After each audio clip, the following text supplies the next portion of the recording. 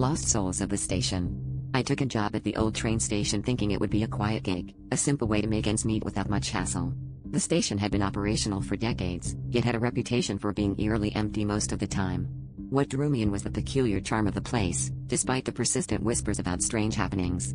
It was a few nights into my night shifts when I noticed something odd. The same passengers were always waiting on the platform, regardless of the hour or weather. At first, I dismissed it as an oddity of the place, but then I realized, none of them ever boarded the trains. As days turned into weeks, my curiosity got the better of me. I decided to approach one of the passengers, a woman with a worn-out suitcase and a distant look in her eyes. "Are you waiting for someone?" I asked, trying to sound casual. She turned to me slowly, her expression blank yet somehow filled with an indescribable sadness. "We're all waiting," she replied, her voice barely above a whisper, "but the train is not for us."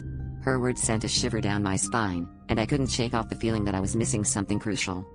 Determined to unravel the mystery, I started digging through the station's records during my shifts. Old newspapers, faded timetables, and dusty ledgers hinted at a tragic incident decades ago, a train derailment that claimed many lives. The victims, it seemed, were never accounted for, their souls trapped in an endless loop of waiting. I couldn't help but feel a sense of dread creeping in as the pieces started to fit together. The passengers were lost, caught between worlds, their presence a constant reminder of something unresolved.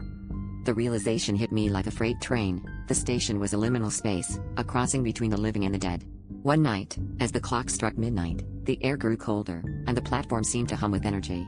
The passengers turned towards me, their eyes glowing with a faint ethereal light.